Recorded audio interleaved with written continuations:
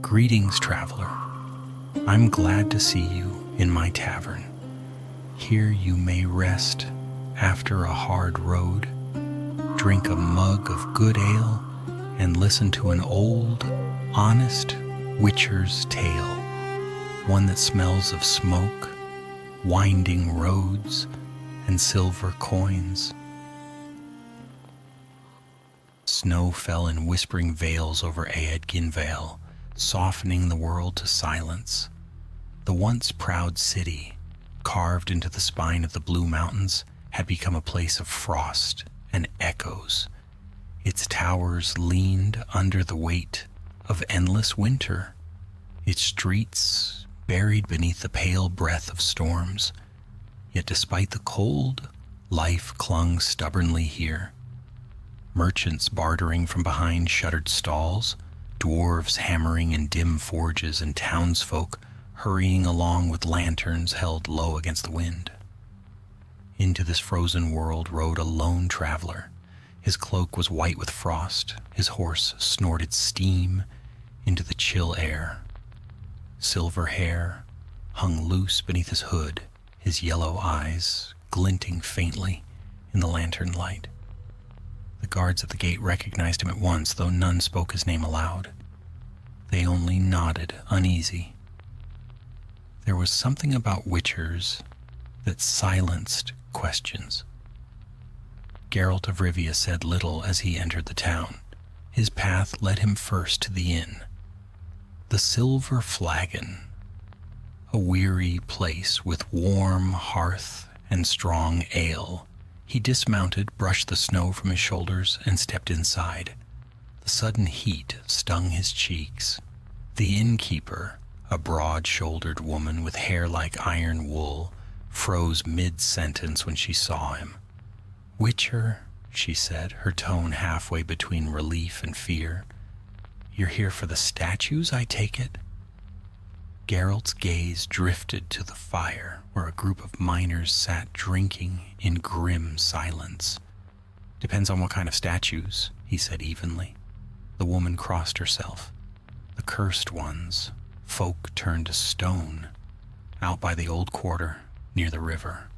Happens only under the moon. They say it's the work of the moon sculptor." One of the miners muttered a curse. "Aye, my cousin Jarek was found that way. White as snow, still as death, eyes wide open, mouth frozen, like he'd seen something beautiful." Geralt took a seat, stretching his legs by the hearth. "And I'll need to speak with whoever found him." The innkeeper hesitated, then nodded. "You'll find Jarek's statue behind the shrine of Melitele. But mind you, Witcher, folks say it moves when the moon's high." Geralt raised an eyebrow, though he said nothing. He ate in silence, the food plain but filling. Around him, conversation ebbed and flowed in low voices. Talk of missing people, of moonlit screams, of statues that glittered like silver in the dark. When the night deepened, he went out again, following the narrow streets until the wind bit his face raw. The shrine stood at the edge of town, its candles flickering beneath a canopy of icicles. Behind it, in the shadow of a broken wall, stood the statue. Geralt stopped. The townsfolk had not exaggerated. It was a young man, or had been frozen mid-step, his face tilted upward as if gazing at the moon.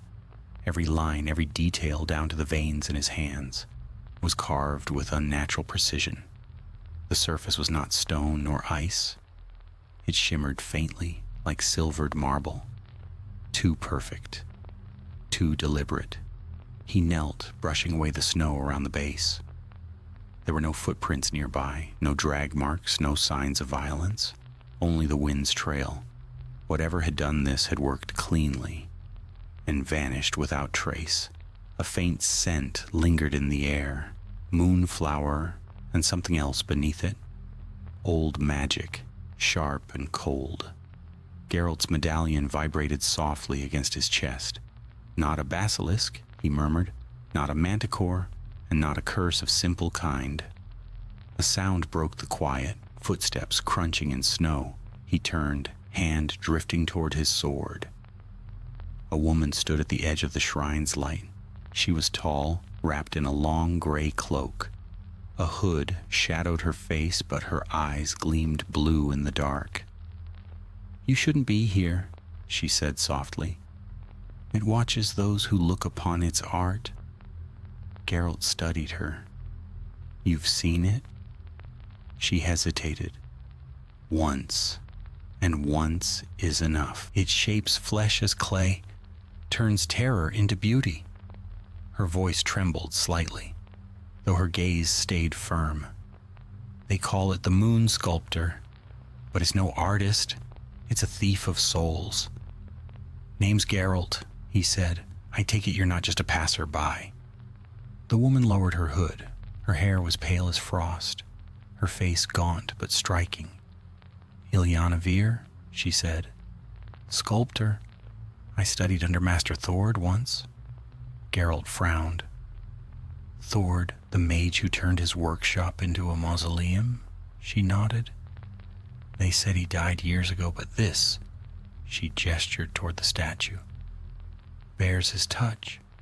The precision, the beauty, except now it breathes under the moon." Geralt looked again at the statue's face. The eyes seemed almost alive, caught between awe and horror. "You think Thorid's spirit does this?" "No," Ilyana whispered, "something worse, something he called down in his madness.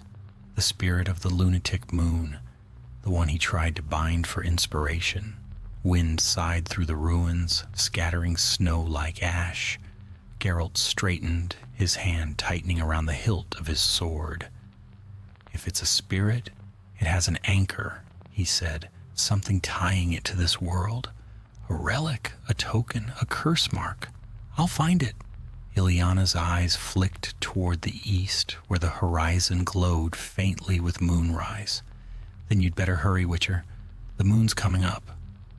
From far off, a bell tolled, deep and hollow, and beneath its echo, faint as breath, came a sound that froze the blood, a whisper of stone shifting. A statue, the one they called Jarek, tilted its head ever so slightly toward the moon. Geralt moved in silence, the crunch of his boots buried under the wailing wind. The moon had begun to climb above the eastern ridge, a pale and pitiless eye gazing down upon the city. Its light spilled across the shrine courtyard, turning every patch of frost into silver flame. The statue that had been Jarek gleamed brighter now. Its surface, Geralt's medallion trembled, faintly at first, then stronger. The Witcher drew his silver sword, its blade catching the moonlight like a mirror. Ilyana stood behind him, breath misting in the cold air. Her hand clutched a charm carved from bone, old protection against old evils. "It moves," she whispered. "I see it," Geralt murmured. Slowly, impossibly, the statue's head turned. Stone ground against stone with the soft, aching sound of ice breaking upon a river. A faint smile curled the statue's lips. From the cracks in its marble skin seeped pale light, like veins filled with molten silver. Then came a voice, smooth as glass, echoing not in the air, but within their minds. "Such beauty," it whispered, "such perfect fear.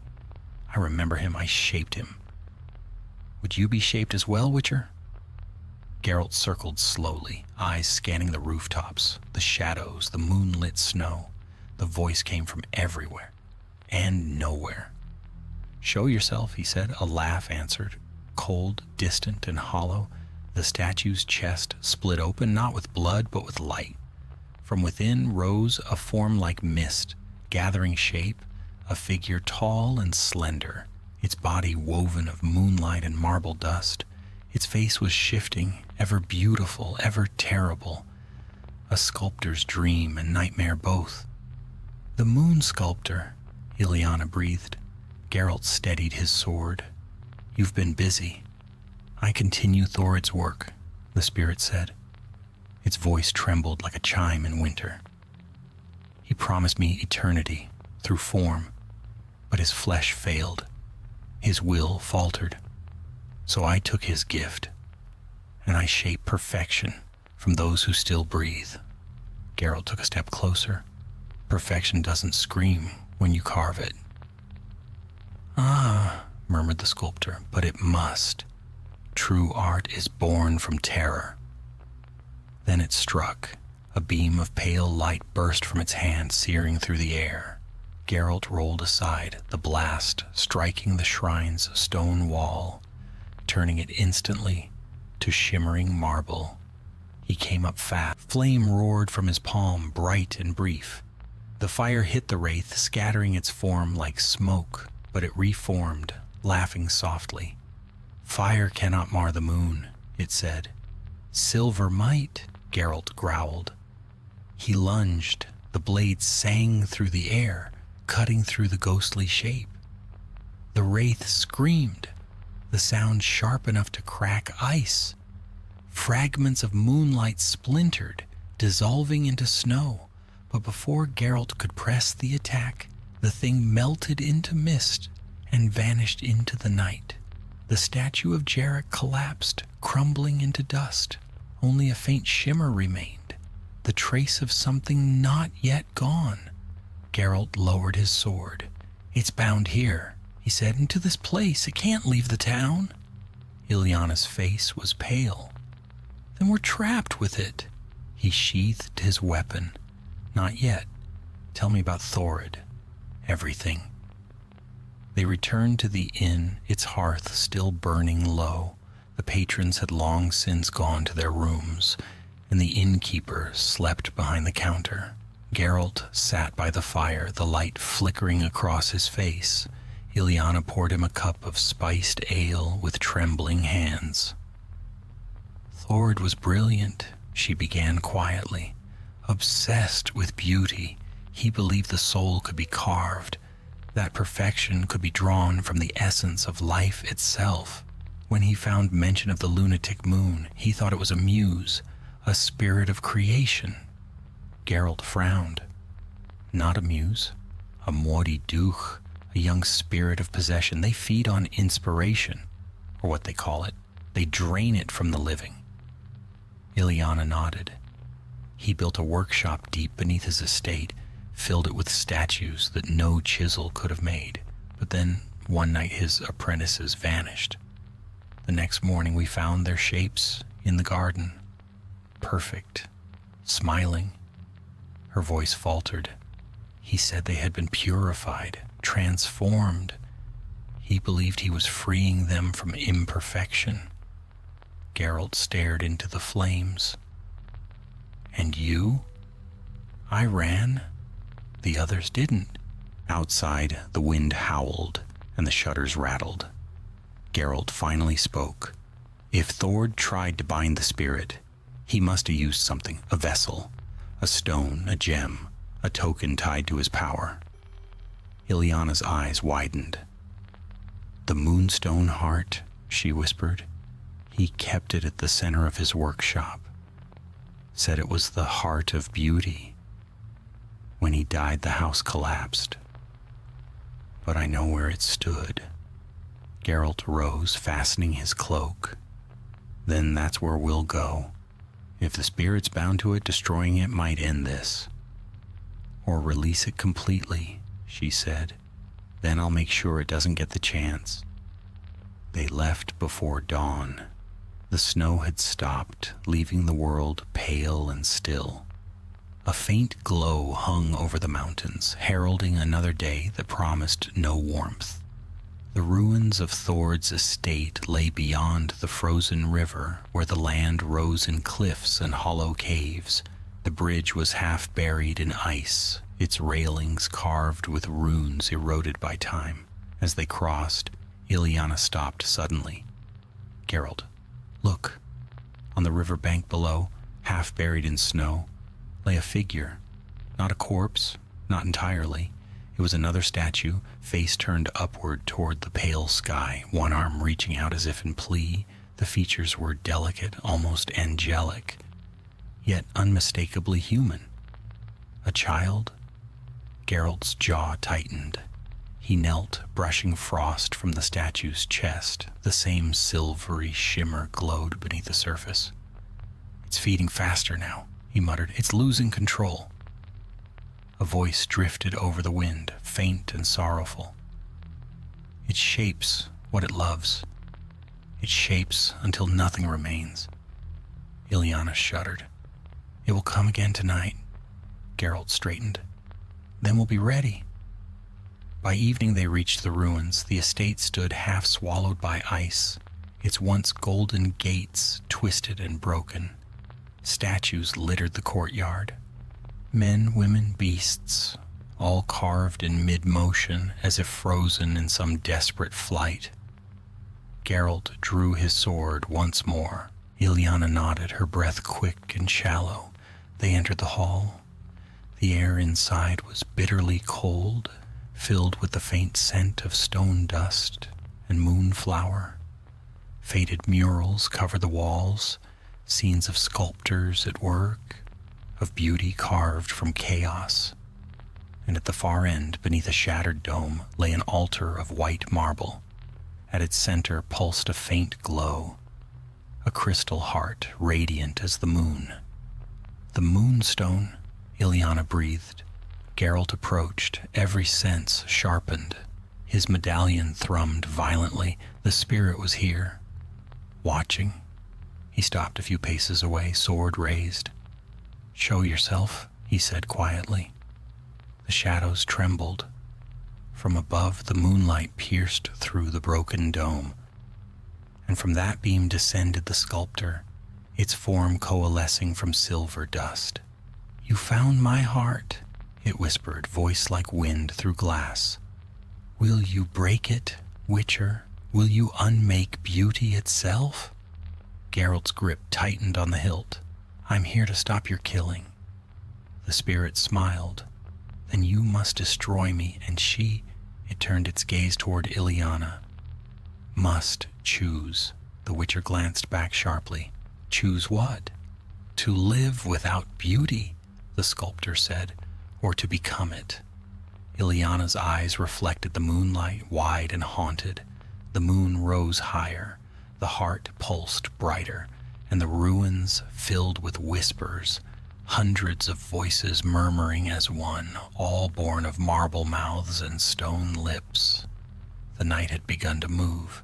The hall of the ruined estate pulsed with pale light. Every statue shimmered faintly, their features softening under the touch of the rising moon. Geralt stood at the center, sword in hand, boots braced upon the cracked marble floor. The sculptor's voice wove through the air like the echo of a bell, neither fully sound nor spirit, but something in between, something that clung to the soul. "You are out of place here, Witcher," it murmured, drifting closer. "You who kills the marvel. You cannot understand what I am." Geralt's tone was calm, low, and measured. "I understand you well enough. You're a wraith bound by vanity, feeding on the lives of those you claim to perfect." The spirit's form trembled, its features flowing like molten silver. "I give them immortality. I free them from decay. Flesh fails. Beauty does not." He raised his sword. "Beauty without life isn't worth much."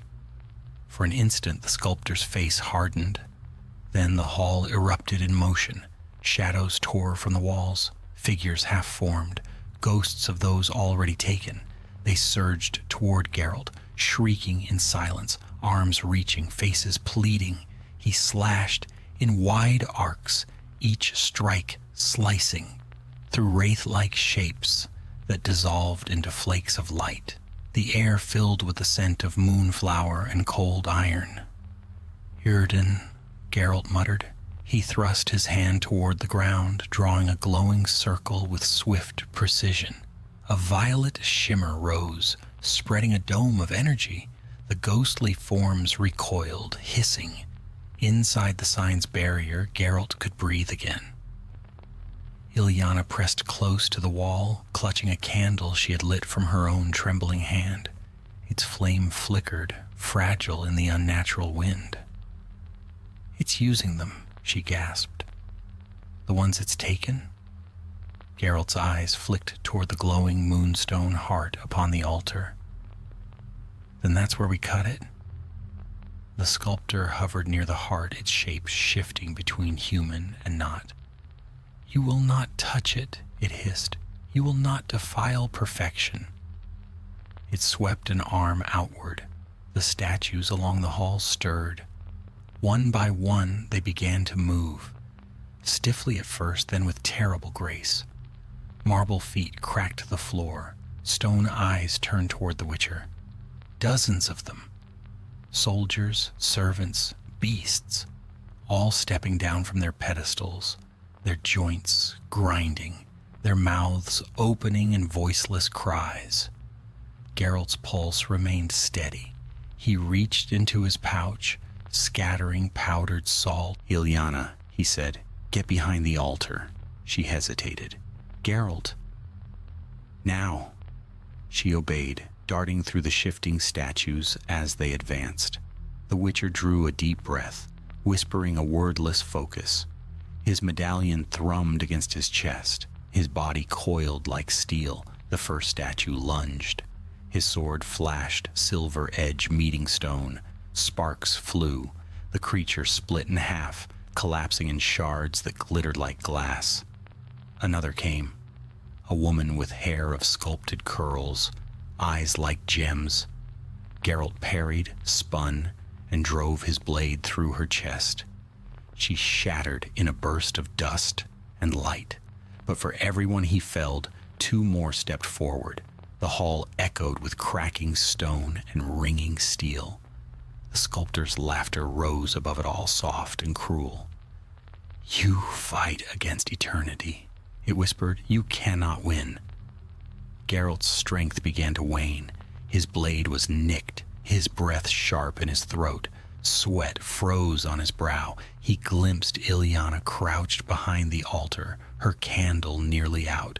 She was staring at the moonstone heart, her lips moving silently as though in prayer or memory.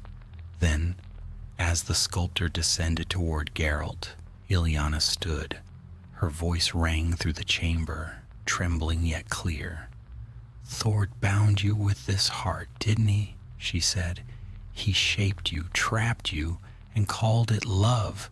But you hate him still. You hate what he made you."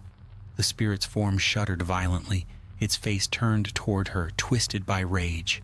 "He promised me freedom," it hissed. "He lied. He bound me to stone and silence." Geralt seized the moment. "Then you know what it means to be trapped." He lunged, sword raised high. The blade came down upon the moonstone heart. But the instant before it struck, the sculptor flung out a hand. Light exploded. Geralt was hurled backward, slammed against the floor. The sword flew from his grip, spinning away into the shadows. The heart pulsed faster, bright as a dying star. Ilyana felt the sculptor's form coiled above her, wavering like smoke in a storm. "I can end your pain," Ilyana said, voice barely a whisper. "Let me." The spirit hesitated for just a heartbeat. Geralt forced himself to rise. His ribs burned, his head rang. He drew his steel dagger, not ideal but enough, and threw it with perfect precision. The blade struck the altar, not the spirit, but the heart itself. A fine crack split its surface, faint but real. The sculptor screamed. The sound shook the hall, rattling the statues to pieces. The moonlight flared and died. The spirit whirled, claws of silver reaching for the Witcher. Geralt met it head-on, slashing through its chest with his silver sword, now reclaimed, drawn from the rubble in a desperate motion. The blow tore through the wraith, splitting it apart. The sculptor staggered back, its light dimming. "You cannot kill beauty," it whispered. "No," Geralt said, "but I can end the monster hiding behind it." He raised the sword once more and drove it straight through the moonstone heart. The explosion of light was blinding. The walls groaned. The statues burst apart. Ilyana screamed, covering her face. Geralt stood his ground, bracing himself as the spirit's voice dissolved into 1,000 echoes, fading with the light. When the brightness faded, silence fell. Only the moan of the wind through broken glass remained. The moonstone heart lay shattered, fragments glimmering faintly before crumbling into dust. Geralt lowered his weapon. "It's done." But Ilyana did not answer. She knelt amid the rubble, staring at the fragments, her expression unreadable. "You destroyed it," she whispered at last. "The heart and all its art." Geralt cleaned his blade on his cloak. "It wasn't art. It was a curse." She looked up at him, eyes glistening. "Perhaps both." He said nothing. There were no words that would matter. They left the ruins as the snow had begun again, soft and slow, erasing their footprints almost as soon as they were made. Behind them the estate sank further into stillness, a mausoleum of broken beauty. At the edge of the forest, Ilyana stopped. "I'm not going back to Ginvale," she said quietly. "Not after this." Geralt turned toward her. "Where will you go?" She smiled faintly. "Somewhere with no moonlight." He nodded. "Good choice." She hesitated, then reached into her cloak. From it she drew a small figurine, carved from stone, delicate and precise. A witcher, sword in hand, standing beneath a crescent moon. "Found it in Thord's study," she said. "Maybe it's yours now." Geralt took it, weighing it in his hand. It was flawless, lifelike, new. Too much so. He frowned, but said only, "Thanks." She gave a final nod and walked away, vanishing into the white silence of the snow. Geralt mounted his horse and turned toward the road. The city lay ahead, quiet under the morning light. Another contract done, another tale finished, yet the figurine felt heavy in his pouch, as though it breathed faintly in rhythm with his own heart. And far behind him, deep within the ruins, one last statue remained untouched by time. The likeness of a woman with hair like frost, eyes lifted toward the moon. Her expression was calm, serene, and utterly still. Snow whispered over the mountain road, veiling the tracks of Geralt's horse as he descended from the ruins of Thord's estate. The dawn had burned pale and bloodless, and now the morning light dimmed beneath gathering clouds. Somewhere in the distance, wolves sang to the fading moon. Geralt rode without hurry. The road wound through pines, heavy with frost, their branches bending under the burden of endless winter. Roach snorted, her breath rising in plumes that caught the light. The witcher's thoughts lingered behind him, upon Ilyana, upon the shattered moonstone heart, upon the he had felt it when the spirit's light faded, not the sharp snap of a curse broken, but a lingering pulse, faint and irregular, like the echo of something that refused to die.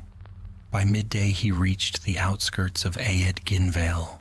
Smoke rose from chimneys, and the air smelled faintly of pine resin and cooked grain, yet the streets were quiet, too quiet. Geralt dismounted, leading Roach by the reins. His medallion was still. The silence was not born of magic, but of fear. Windows were shuttered, doors barred. The market square stood empty save for wind-blown snow. He entered the Silver Flagon. The innkeeper stood behind the counter, her face drawn and pale. When she saw him, her shoulders sagged with weary relief. "Witcher," she said, "you're alive then. Folks said you went after the sculptor. We thought—" "It's gone," Geralt said simply. "You can tell your people the curse is broken." She blinked, as if scarcely daring to believe. "Truly?" He nodded. "No more statues." A murmur of gratitude escaped her. She poured him a cup of steaming ale and slid it across the counter. "Drink then. You've earned it. Maybe now this town can breathe again." Geralt took the cup, the warmth seeping into his fingers.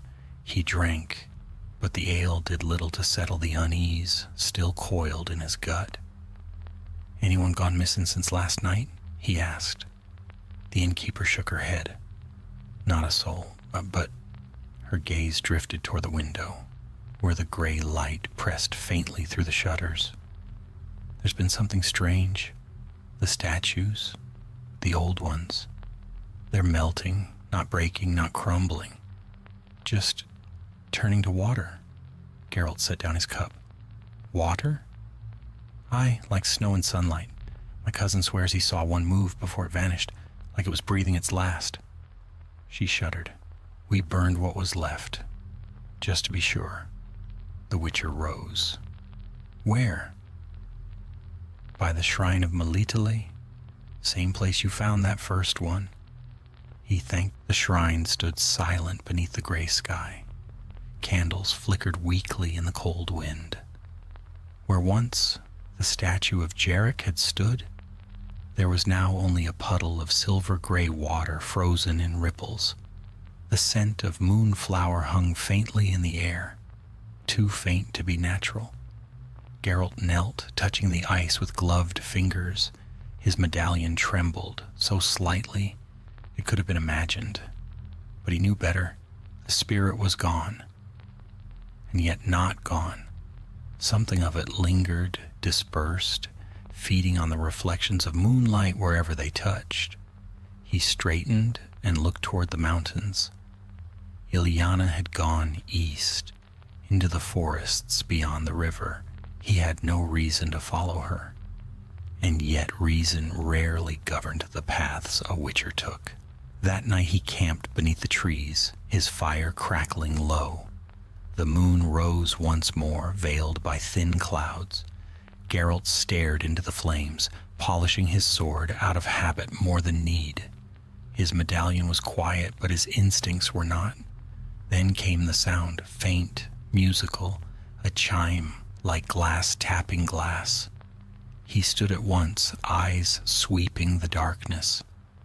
The forest was still, but from beyond the firelight came a faint shimmer, a reflection where none should be. He moved closer, slow and careful. There, half buried beneath the snow, was a small figure, a statuette, no taller than his hand. Its shape was familiar, a woman with hair like frost, arms outstretched toward the sky. Ilyana. Geralt's pulse quickened. He crouched, brushing the snow aside. The sculpture was perfect, impossibly so, even finer than Thord's craft. Its surface glowed faintly in the moonlight, not with the cold shimmer of cursed stone, but with a gentle inner light. He reached to lift it, and the statue's eyes opened. Geralt froze. The glow brightened. Then as swiftly as it came, it dimmed again, leaving only stillness. "Damn it," he muttered. He placed the figure in his pack. If Ilyana had been touched by the spirit's last fragment, then perhaps it had not perished, merely retreated, not into the moonstone heart, but into her. At dawn he broke camp and followed her trail. The snow was light, the tracks fresh. They led deeper into the forest, winding through ravines and over frozen streams. By midday he found her. She sat upon a fallen log near a clearing, hood drawn low, her cloak dusted with snow. When she heard him approach, she did not startle, merely turned her head as though she'd been expecting him. "Geralt," she said softly, "I thought you'd come." He stopped a few paces away. "You shouldn't be here." I have nowhere else, she answered. The world doesn't need sculptors of ghosts. He dropped his pack, drew out the small figurine, and held it up. You made this? She looked at it and smiled. I dreamed it, she said. When the moon rose, I woke, and it was there beside me. Do you know what it is? Her gaze met his. It's what's left of me. Geralt's jaw tightened. The sculptor's still inside you. Perhaps. Her tone was calm, almost serene. Or perhaps I am inside it. When you shattered the heart, its essence had nowhere to go. It needed a vessel. It found me. He stepped closer. That's not something you can carry. It'll burn you out from within. Maybe, she said, but it doesn't feel like a curse. It feels like creation. He studied her face, pale, luminous in the gray light. Her eyes no longer looked quite human. There was a faint shimmer within them, as if reflecting a light that came from nowhere. Ileana, he said slowly, you need to fight it. Let me find someone. A mage, a priestess, someone who can separate you from it before it takes hold. She shook her head gently. No, this is my burden and my gift. The spirit sought perfection, but it never... If I can tame it, if I can teach it to shape without killing, maybe I can make something good of it. Geralt exhaled, the breath steaming in the cold. You're playing with fire. I've always worked in flame, she said, her smile faint and sad. Every artist does. A silence stretched between them. Snow began to fall again, soft as dust. Finally, Geralt said, if you ever lose control, if it starts to hurt others... I know, she said, you'll find me. He nodded once. There was nothing else to say. He turned to go, leading Roach toward the edge of the clearing. Behind him, Ileana's voice rose once more, faint, distant. Geralt? He paused. Thank you, she said, for saving what could be saved. When he looked back, she was already gone. Only the falling snow remained, and faint footprints that ended where she had stood. Geralt stood there for a long while, listening to the quiet, before mounting again and riding on. By nightfall, the moon rose full and bright, its light dancing across the snow, and somewhere in the forest behind him, the shapes of new statues began to emerge, not of the dead, but of deer, wolves, and birds, caught mid-flight in perfect stillness, their forms glowing softly in the lunar light.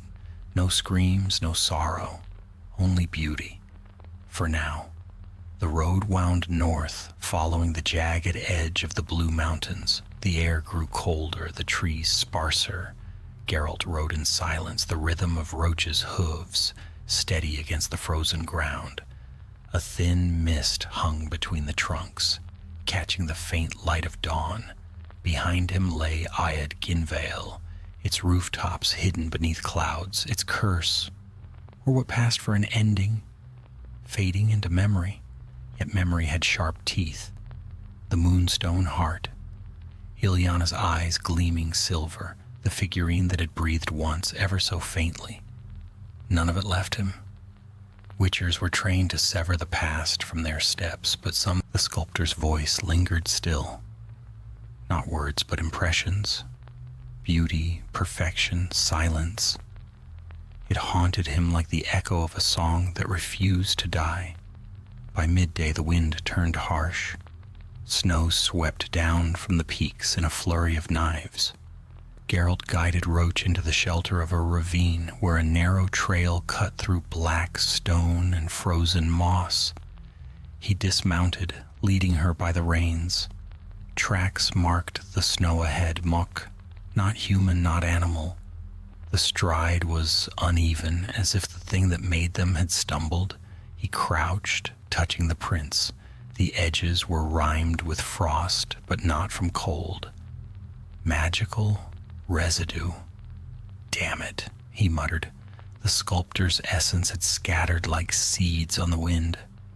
Ileana had been one vessel, but perhaps not the only one. The tracks led deeper into the ravine toward the sound of rushing water. Geralt followed, hand resting lightly on his sword. The air grew strange, the wind muffled, the scent sharp and metallic. Then he saw it, a pool at the base of a half-frozen waterfall, its surface smooth as glass. Reflections shimmered within, not of trees or sky, but of faces, dozens of them, some human, some bestial, all faint and flickering, as if trapped beneath the ice.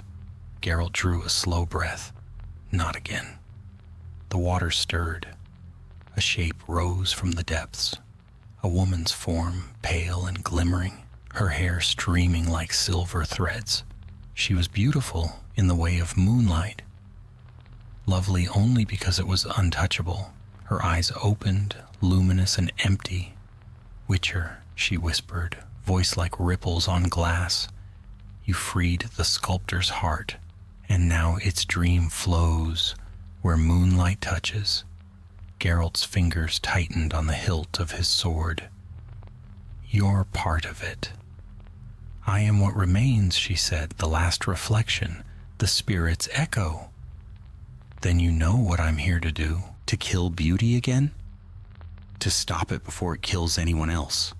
Her hand rose, droplets sliding from her fingers and freezing midair into glittering shards. "You can't kill a reflection, Witcher. Every mirror holds a fragment. Every calm pool remembers." The shards shot forward, slicing through the air. Geralt threw himself aside, rolling across the snow. He muttered a sign, Quen, and a shimmering shield flared around him as the next volley struck. Sparks and frost burst in a blinding arc.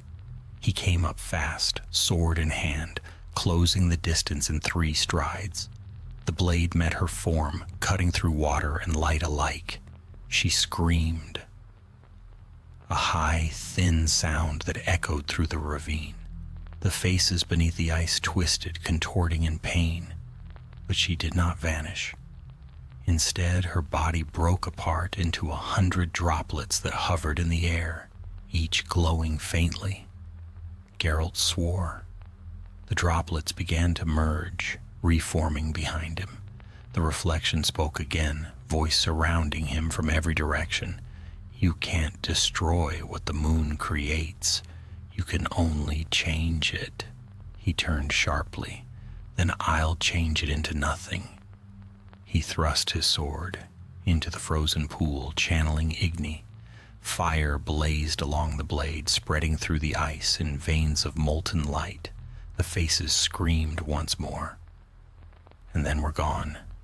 Steam rose in a great hiss, filling the ravine. When it cleared, the reflection had vanished. Only the waterfall remained, half melted and glimmering like glass. Geralt stood still for a long while. The wind returned, carrying the distant cry of crows. He sheathed his sword and mounted Roach again, leading her northward through the pass. But as the day waned, he found himself uneasy. The magic had not dispersed, only retreated, drawn perhaps toward its source, toward Ileana. By nightfall, he reached a small village nestled in a hollow between the ridges. A huddle of smoke drifted from the chimneys, and faint lights burned behind shutters. He guided Roach toward the tavern. Inside, the air was thick with wood smoke and the smell of stewed meat. The patrons were few, mostly trappers and woodsmen. They glanced up when Geralt entered, then returned to their cups. The barkeep, a young man with a scarred jaw, looked at him with cautious curiosity. "Can't say we get many witchers this far north," he said. "You hunting something?" "Maybe," Geralt replied. "Anything strange happen here lately? People missing, animals acting odd?" The barkeep frowned, thinking. "Well, there's been talk. A hunter said he found statues in the woods." Small ones, birds, foxes, even a bear. All made of ice like some artist's fancy. Didn't melt, not even in the sun. Geralt's stomach tightened. Where? East Trail, along the frozen creek, near the old chapel ruins. He nodded. Thanks. The barkeep hesitated. You'll go now? In this cold? Geralt gave a faint smile. Monsters don't keep warm by the fire. He left before the man could answer. The night was clear and sharp, the moon a white scar above the peaks. Geralt followed the creek, its surface glittering like steel.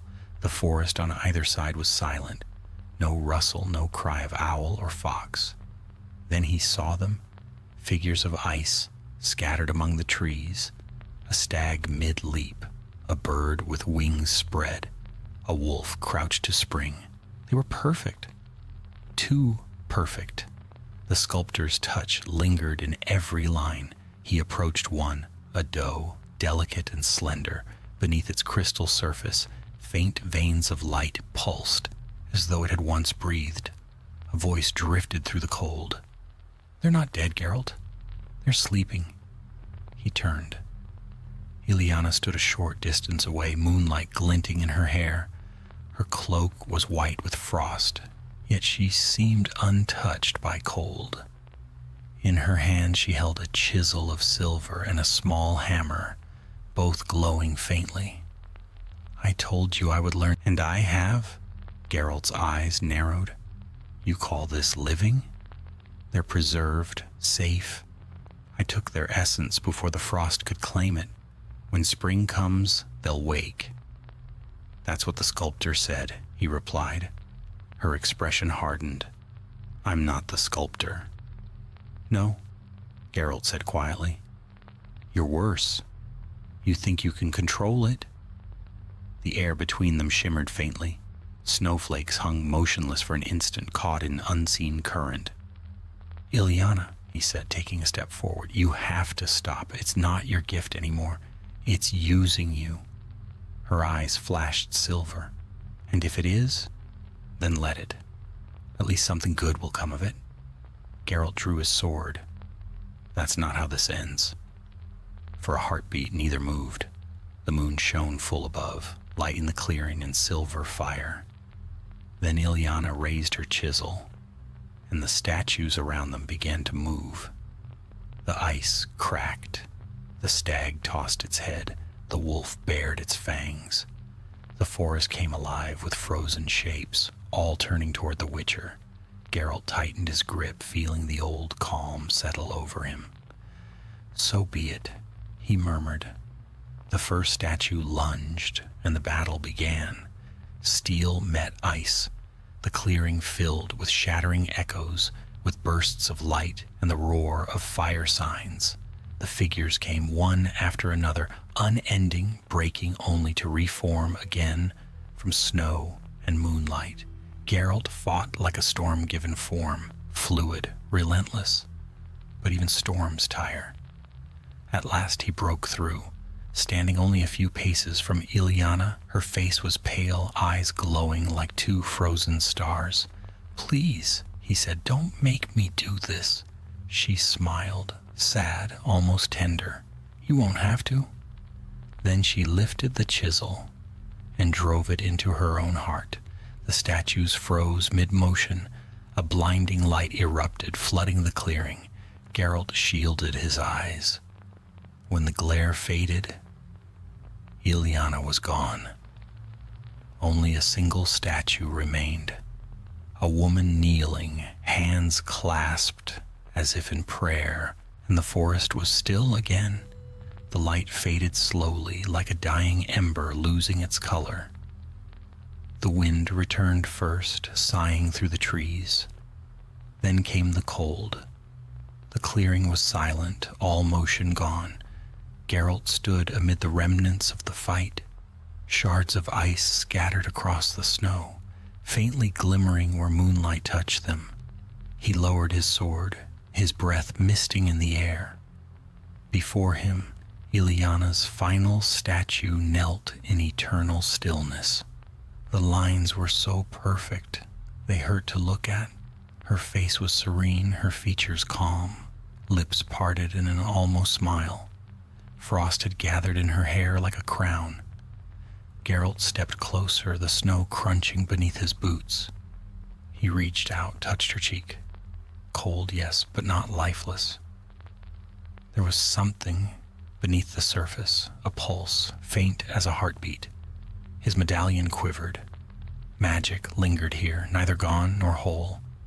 He could sense the sculptor's essence twined through the air like smoke, not consuming, not dormant, waiting. He exhaled slowly. "So this is how it ends," he murmured. The forest said nothing. He sheathed his sword and crouched beside the statue. At her feet lay the chisel, the silver tool she'd wielded in defiance and faith. Its handle was slick with frost, its blade cracked down the center. He picked it up, turning it in his gloved hands.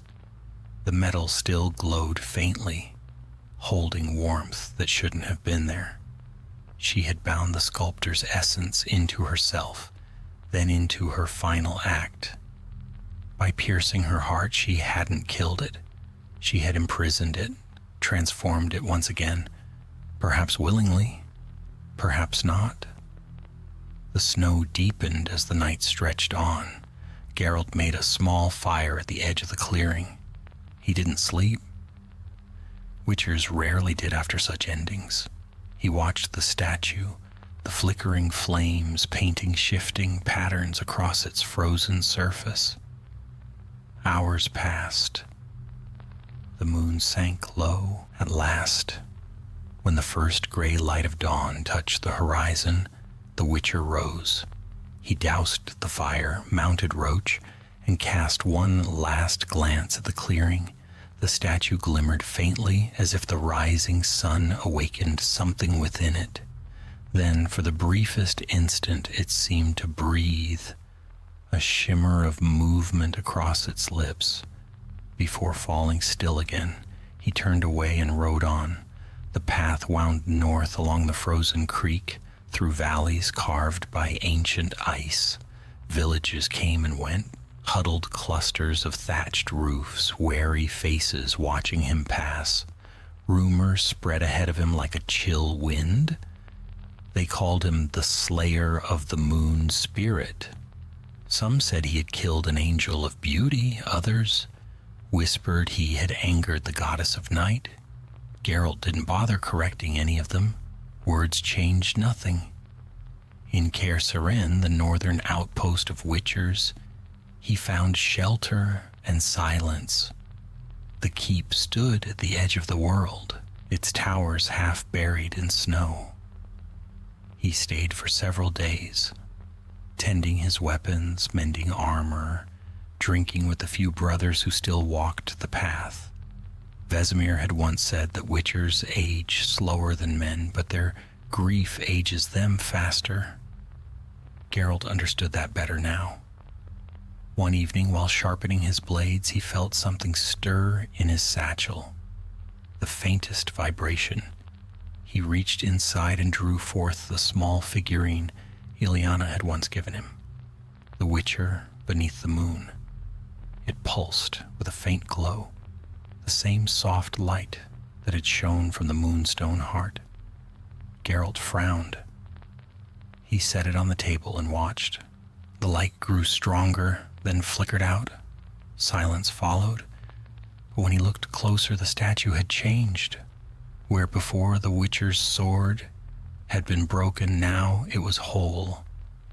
He sat still for a long while. No enchantment could have restored the sculpture on its own, unless the essence that had bound itself to Ileana had not truly ended, merely flowed into the last. "Damn it, Ileana," he muttered. "You had to leave one more mystery behind, didn't you?" That night, sleep came fitfully. Dreams plagued him, not nightmares, but visions. He saw the clearing again, bathed in moonlight. The statues around it shimmered, melting into streams of light that wound toward the kneeling figure. The light entered the statue, filling it until it shone like a star. Then Ilyana's voice, soft, distant, whispered through the dream. "It's not death, Geralt. It's becoming." He woke before dawn. The fire burned low. The figurine sat beside him, faintly glowing once more. He pocketed it and rode out before the sun rose. Weeks passed. Geralt took a few contracts, drowners by the river, a grave hag preying on travelers. Ordinary work, the kind that left no questions when it was done. Yet each night, when he camped beneath the open sky, he felt the weight of the figurine in his pouch, not heavy but constant, as though it waited for something.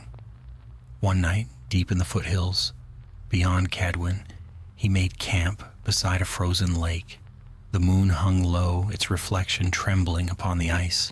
He sat by the fire, holding the figurine between his palms. "What are you now?" he asked quietly. Her memory? The last echo of that cursed spirit? Or something else entirely? The statue gave no answer. But when the wind shifted, carrying the soft hum of the frozen lake, he heard it again. Faint, melodic, like the first note of a song. The surface of the ice rippled and light flickered beneath. He stood, scanning the lake. The glow intensified, rising from beneath the ice. Shapes began to form, animals, trees, figures, all of light, moving as though cast from memory. They were not statues. They were alive, yet made of reflection. And at their center, a woman stood. She looked just as she had. Pale hair, calm eyes, the faintest curve of a smile. "Ilyana," Geralt whispered. Her voice reached him like a dream. "You were right, Witcher. But balance is possible." He took a cautious step closer. "You shouldn't exist. The curse should have died with you." It did. But the moon remembers what it loves. She glanced toward the shimmering figures moving across the lake. Stags, wolves, people, all radiant in the silver glow. "I am no spirit now, no curse, just memory turned to form. The sculptor's madness is gone. Only creation remains." Geralt shook his head slowly. "And what happens when creation forgets its bounds again?" Her smile was sad. "Then you'll come find me, as you always do." The light flickered, the wind rose. Her form began to fade, the lake's surface turning still once more. Before she vanished entirely, her voice reached him one last time. "Keep it safe, Geralt. The moon watches all that was shaped by love." Then she was gone, and the light with her. The lake lay silent beneath the stars. Geralt stared at the frozen surface for a long while. Finally, he turned back to the fire. He drew out the figurine again. The glow had faded, but the Witcher's sword remained whole. He placed it beside the flame, its shadow dancing across the snow. Another contract would come soon. Another monster, another curse, another night. But for now, in this quiet place between the past and the next battle, he allowed himself the rarest thing of all. He sat, listening to the wind, and thought of beauty that did not kill. The moon climbed higher, silvering the world, and for a moment, the statue's reflection shone beside his. Two figures under the same pale light, both carved by time and loss, both still enduring. And the night for once did not feel entirely cold. The spring thaw came slowly to the north. First, the snow softened along the mountain paths, then the rivers began to stir beneath their glassy sheaths. In the valleys, black earth broke through the frost, and the scent of pine sap drifted on the wind. The world seemed awake, though grudgingly Like a bee, Geralt rode east with the season's first warmth at his back. The land, though still cold, no longer seemed to groan beneath winter's grip.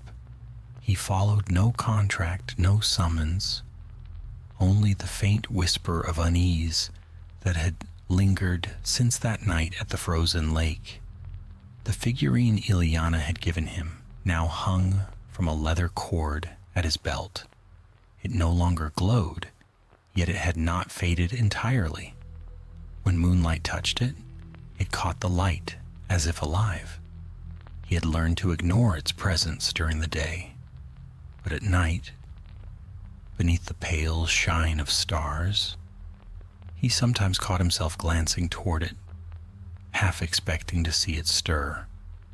He passed through hamlets half drowned in meltwater, through forests where the scent of thawing moss mingled with the smoke of peat fires. Peasants called greetings, though most kept their distance, as people always did when they saw the eyes and medallion of a witcher. In one village near the foothills of Cadwin, he stopped to rest at a roadside inn. The air inside was thick with damp wool and the smell of beer. A few locals clustered near the hearth, speaking in hushed tones. Their talk stopped when Geralt entered. The innkeeper, a wiry man with hands blackened by soot, watched him warily. "Evening, Witcher.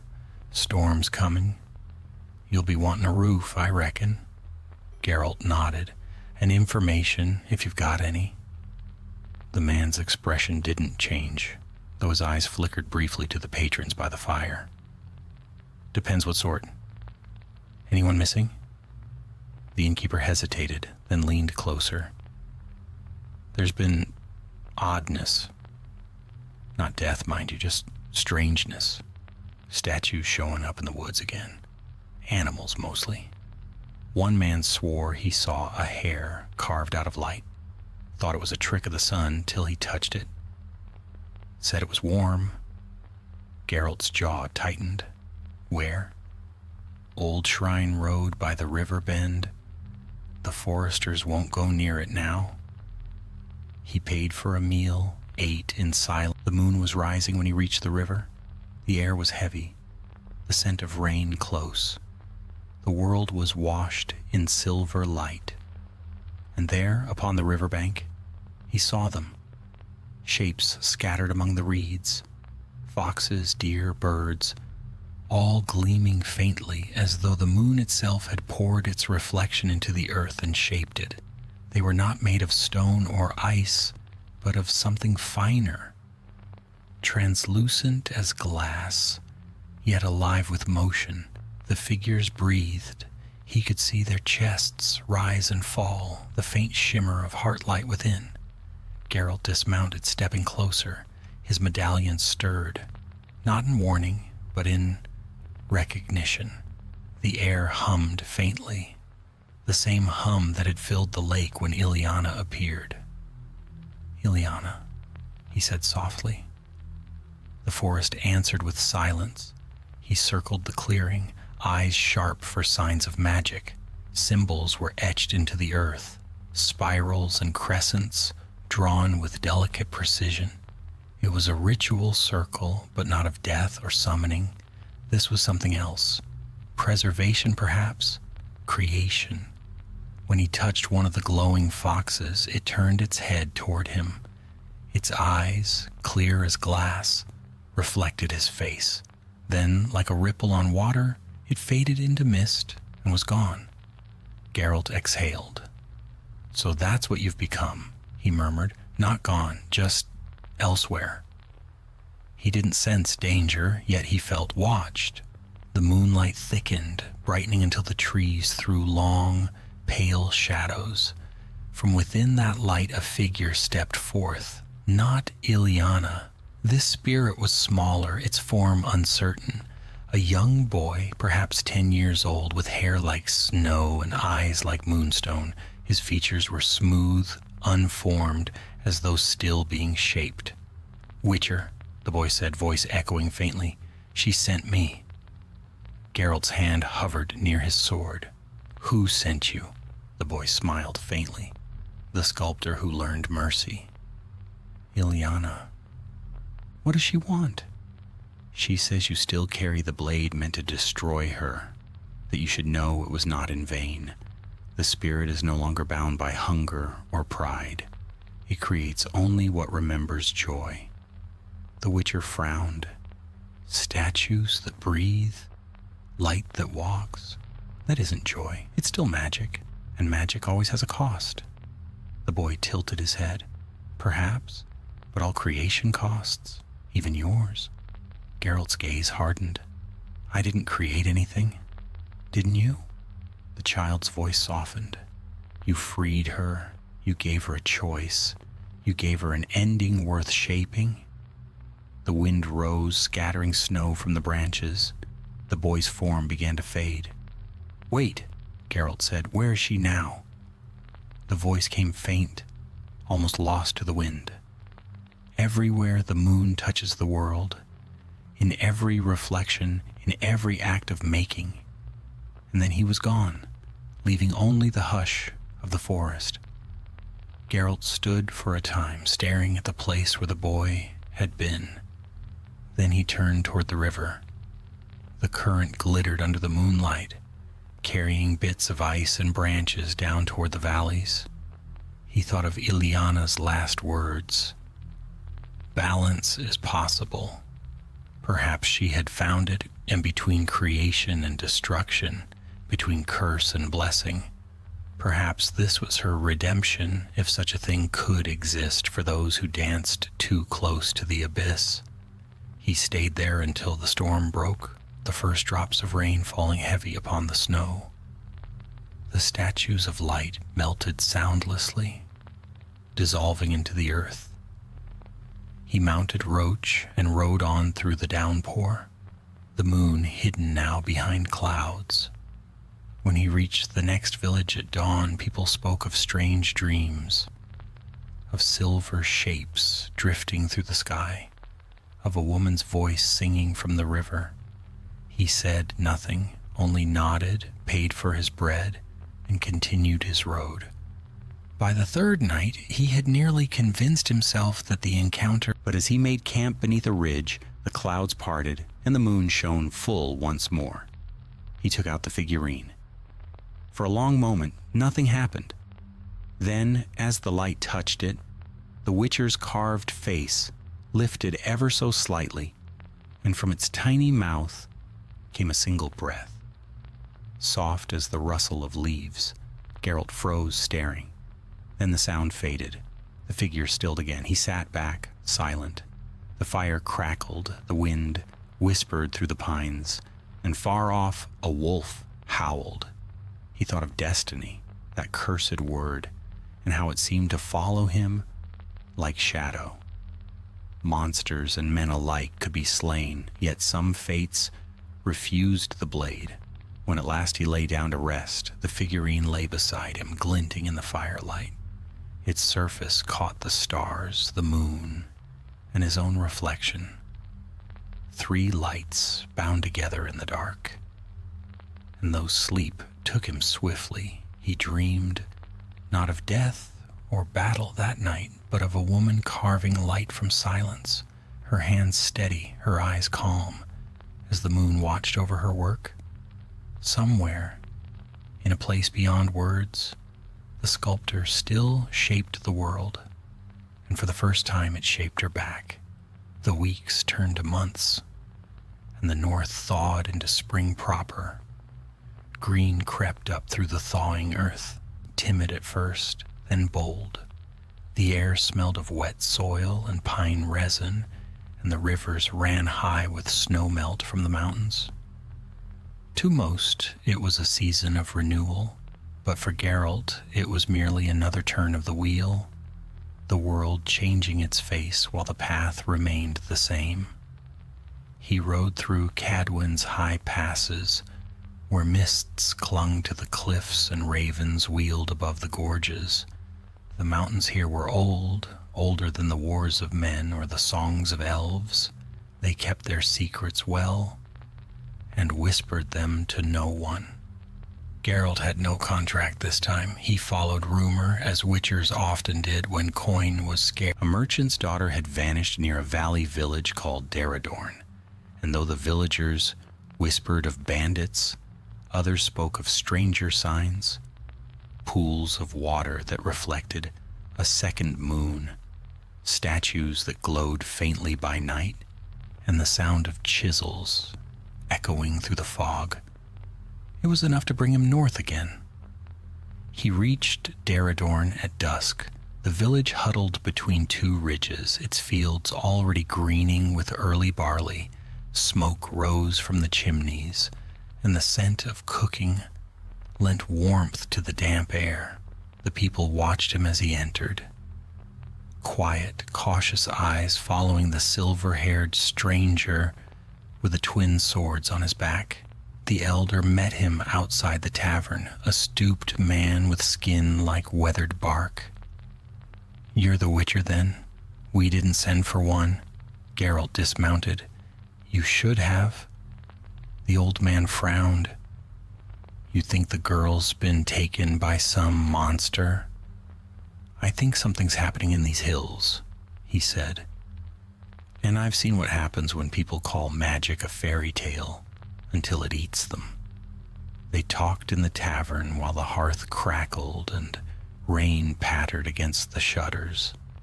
The missing girl's name was Elena, 17, a weaver's daughter, last seen near the ravine where the river split. She'd gone to gather rushes and never returned. "Did she have any reason to run?" Geralt asked. The elder shook his head. "None. She was quiet, dreamy, they said. Liked to carve figures from wood, little animals mostly." Geralt looked up. "Carve?" "Aye," the old man said. "Her mother said she'd wake at night and sit by the window, carving until dawn. Said she could see the moon better that way." The Witcher's hand went unconsciously to his belt, to the small figurine that hung there. "Where's this ravine?" he asked.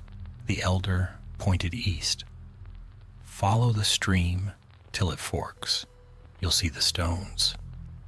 He went before dawn, when the fog still lay thick over the valley. Birds sang. The path narrowed, hemmed in by cliffs slick with moss.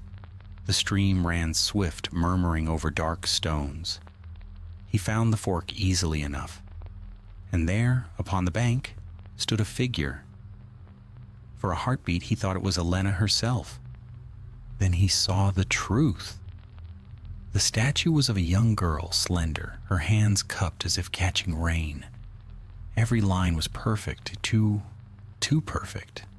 Her expression was peaceful, her hair falling like water around her face. The surface shimmered faintly, not stone, but some living crystal, translucent and delicate. Geralt's medallion trembled. He knelt, brushing moss from the base. The soil around it was undisturbed. No footprints, no signs of struggle. Whatever had done this had left no trace. He straightened, scanning the ravine. Mist clung thick to the trees. Through it came a faint sound. Tapping, rhythmic and sure. A chisel striking stone. He followed the sound. It led him along the river, deeper into the fog. The tapping grew louder, steadier, then suddenly it stopped. A voice spoke. "I wondered when you'd come." Geralt froze. The mist parted. A figure stood on the opposite bank. A woman draped in silver-gray robes, her hair loose, eyes bright as frost. She was older now than when he had last seen her, but there was no mistaking her face. "Ileana." She smiled faintly. "You still remember?" "I remember everything," he said, "including how you died." "Did I?" she asked softly. "Or did I change?" He crossed the shallows, boots sinking in the soft earth. "What are you doing here?" "Creating," she said simply. "What else should a sculptor do?" He glanced toward the statue behind him. "That girl, Elena. You did this?" Ileana shook her head. "She came to me. I only helped her see what she already was. Look closer, Geralt. She's not dead. She's dreaming. He felt the faint pulse beneath his medallion again. Not malice, but life. Still, it unsettled him. You think you've tamed it, but it's taming you. Ilyana's expression softened, though her eyes gleamed with quiet defiance. You don't understand. The sculptor was destruction born from the hunger for perfection. I have no hunger left, only peace. Peace doesn't steal children from their beds. I don't steal, she said. They come, they dream. I give them form. Geralt's hand drifted toward his sword. You know I can't let that continue. For a moment neither moved, then Ilyana sighed, almost sadly. Always the same. The witcher who sees the world only in curses and contracts.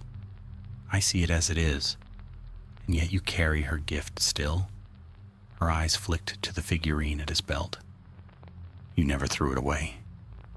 He said nothing. She took a step forward, her form wreathed in mist. Do you still dream, Geralt? Or have you forgotten what that is? The air thickened, heavy with the scent of moonflower. Around them the mist began to glow, shapes forming within it, statues half seen, faces of those who had vanished smiling faintly in slumber. Stop this, he said, voice low. I can't, she whispered, and you wouldn't understand why. The mist surged. Geralt's medallion vibrated violently. He muttered a sign, Irden, and the air around him shimmered, forming a protective circle. The glowing shapes recoiled, hissing softly like breaking glass. Ilyana's face twisted, grief warring with resolve. You always bring fire to what should be light. He drew his silver blade. And you always forget that both can burn. The fog erupted around them, the statues coming to life, not in violence but in sorrow. They moved toward him, slow and ghostly, their forms flickering between flesh and crystal. He swung, the blade cutting through air and memory alike. The forms dissolved, reforming behind him. Ilyana's voice echoed from everywhere at once. You can't destroy what's born of dreams. He leapt forward, slicing through the haze, aiming for the faint glow at her heart, the remnant of the sculptor's essence. She raised her hands, the mist hardening into a wall of light. Steel met radiance, sparks bursting like stars.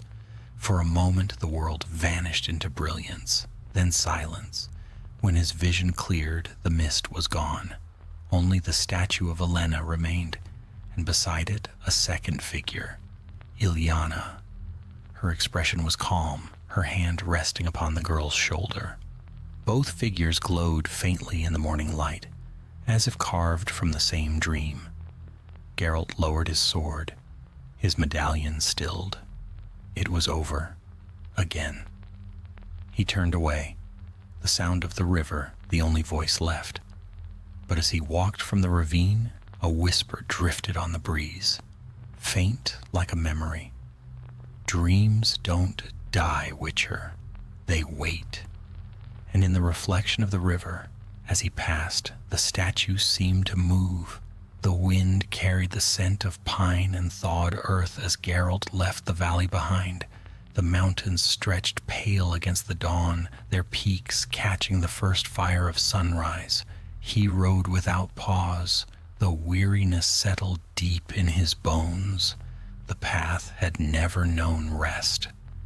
It wound through blood, through sorrow, through memory.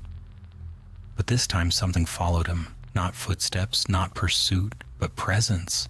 He could feel it when the sun dipped low, when the moon rose pale and cold over the ridges. The same faint hum that once shivered through his medallion, the echo of the sculptor's art, lingered still, a whisper at the edge of sense, a rhythm like the steady beat of a distant heart. By the third night, the hum grew stronger. He camped near a birch grove, where the trees grew in thin ranks like sentinels. The ground was soft with moss, and the moon hung low above the branches, a white coin caught in the weave of the night. His fire burned low, throwing long shadows that flickered like he took the figurine from his pouch and set it before him. Its surface caught the firelight, the Witcher's carved face, stern and unyielding, the sword raised beneath the crescent moon. For weeks now it had remained still, but tonight it pulsed faintly, a slow rhythm of light, as though something deep within had begun to stir. Geralt stared at it, unmoving. "You never learn to stay buried," he muttered. The wind shifted, carrying a whisper through the trees, faint, melodic, familiar. "You wake it with thought, Geralt. It answers because you call." He rose swiftly, scanning the shadows. "Show yourself." The grove shimmered. From between the birches stepped a figure. Not Ileana this time, but her likeness woven of mist and light. Her form flickered, half-transparent, her eyes luminous with that same patient sorrow. "Still hunting ghosts," she said softly. "Still binding yourself to what cannot be slain." "I burned your statues," he said, "ended your curse twice over." She tilted her head, a smile ghosting her lips. "And yet here I stand." Geralt stepped closer, his voice low. "Why? What's left to haunt?" "Not haunting," she whispered, "becoming." The wind stirred again, and with it the grove began to glow. All around them the birch trunks shimmered with a pale sheen. Faces, faint, half-formed, bloomed in the bark like reflections upon water. Not dead faces, dreaming ones. Geralt's hand found the hilt of his sword. "You're binding them again?" "No," she said. "They come willingly. They bring their stories, their memories. I give them form that will not fade with time." He looked around, jaw tightening. "You call this mercy? Trapping souls in wood?" "Not souls," she replied. "Echoes. A remembrance of what they were, so the beauty endures." "Endures," he repeated bitterly. "That's what the sculptor said before he started carving corpses." Her gaze softened. "You think me corrupted, Witcher, but corruption dies when it meets truth. The art no longer devours, it preserves." Geralt's medallion thrummed violently. Whatever she had become, it was not mortal, not fully spirit, not flesh. Something caught between. The essence of the moon sculptor reborn through her, not in hunger this time, but in purpose. And yet purpose, left unchecked, could rot as surely as hunger. "Listen to me," he said, stepping closer. "You're not what you were, but you're not what you think either. This will not last. You'll lose yourself again." Her eyes, calm, luminous, met his. "Then you'll do what you always do." "I'll stop you," he said. "I know." The silence that followed was deep, almost reverent. The wind fell still and the light around them dimmed. Then, slowly, she raised her hand. "But not tonight." The world blurred. The grove seemed to dissolve around him, the air rippling like disturbed water. He staggered, reaching instinctively for his sword. But there was no enemy, only the shifting shimmer of magic. When the haze cleared, he stood alone. The fire had gone out. The moon had moved, higher now, pale and indifferent. Only the figurine remained where it had been, its light faded to a dull gleam. He exhaled, long and slow. Whatever had come to him was not illusion. He could still feel the residue in the air, old magic, deep and cold as moonlight. He packed his gear and rode on before dawn. The days that followed were long and gray.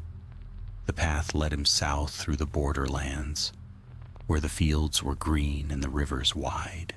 The scent of spring hung heavy, mingled with smoke from distant wars. In a town near the Pontar, he heard of strange things again. Not killings this time, but wonders. Farmers swore they'd seen stags of light crossing the meadows by night, their hooves leaving flowers where they touched. Children found wooden figurines on their windowsills, birds, wolves, and once, a woman kneeling beneath the moon. Geralt didn't ask. Still, he rode north again that night, drawn by the pull of what he could not name. At the forest's edge, he dismounted and walked. The moon was full, silvering the leaves, and somewhere ahead, a faint glow shimmered through the trees. He followed it to a clearing. It was filled with statues, dozens of them, men and women, elves and dwarves, all carved with impossible grace. But none were dead. Their eyes were bright, their expressions serene. He could feel their heartbeats, faint, steady, as though sleeping within their shells. And at the center stood Ilyana, not mist now, not ghost, flesh, and yet not mortal. Her skin shimmered like moonlit marble, her hair drifting weightless around her shoulders. "You keep finding me," she said. "I stop monsters," he said simply, "even when they look like miracles." Her expression flickered. "Am I a monster to you still?" "You're not you," he answered, "and that's the tragedy." She smiled, though sorrow shadowed it. "Maybe. Or maybe this is what I was meant to become. A bridge between life and art, between dream and waking." He looked around the clearing. "You think this will last? That people will understand?" "They already do," she said quietly. "They come by moonlight. They whisper to the statues. They leave offerings, not of gold, but of stories. I listen. I shape their words into form. I am their memory, Geralt." He stood in silence for a time, then he drew a breath.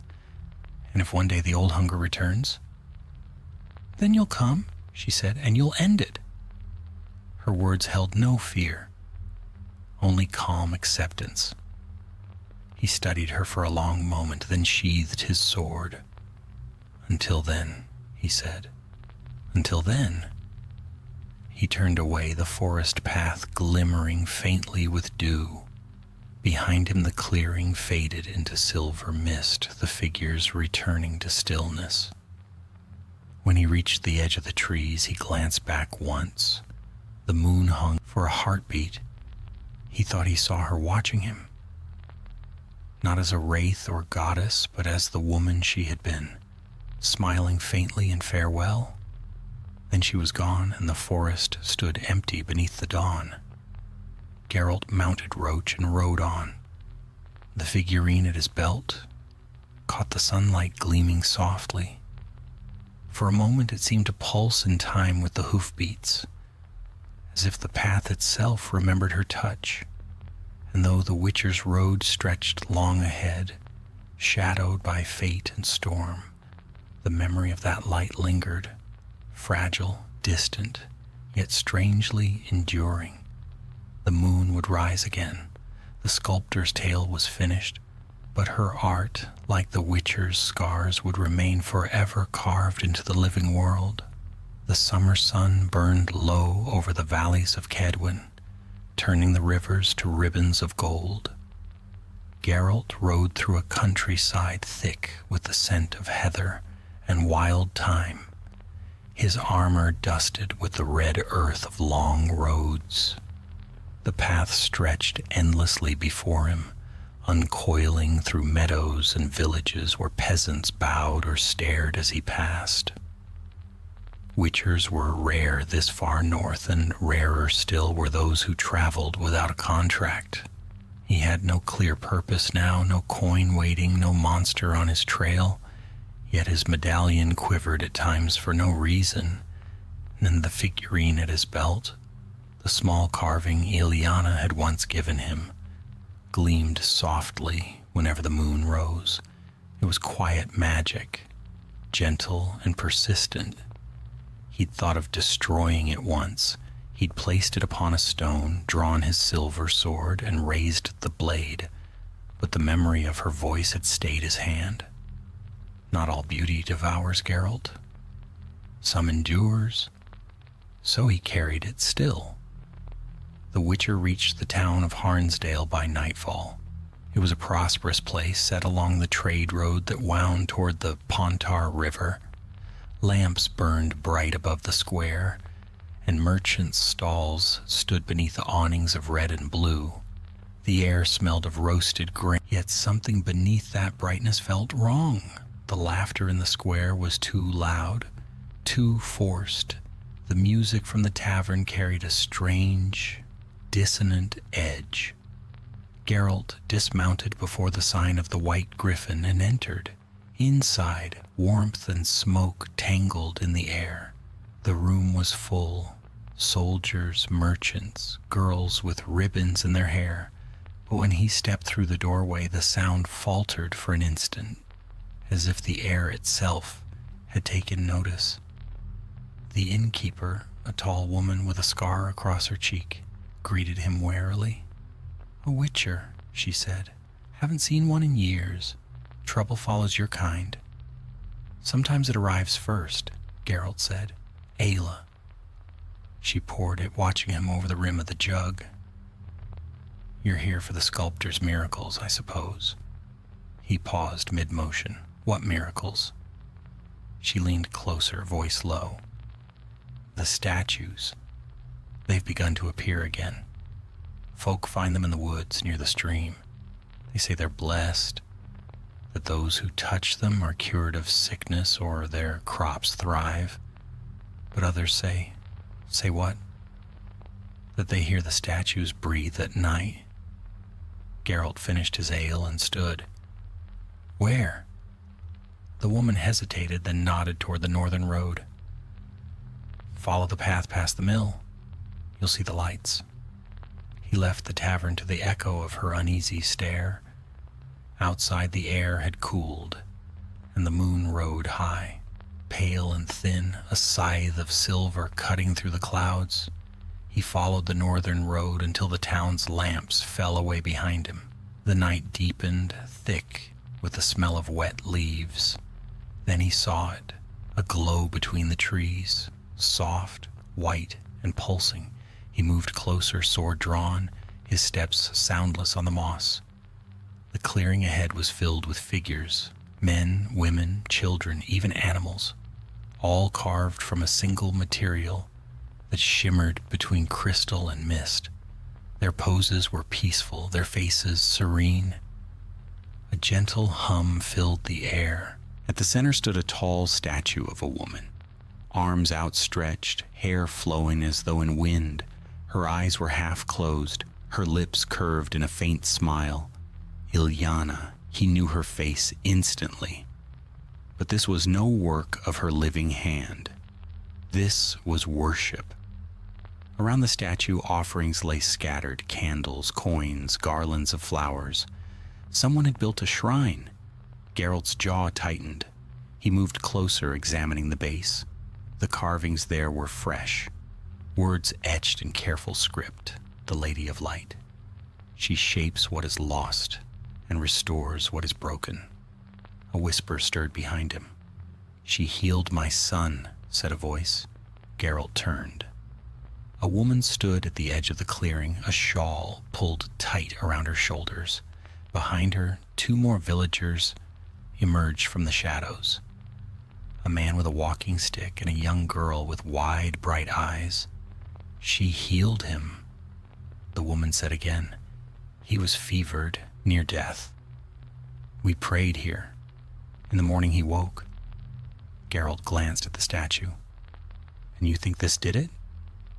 "We know it," she said, defiance flickering beneath her fear. "She listens, she helps." He stepped closer to the statue. crouching low to inspect the base again.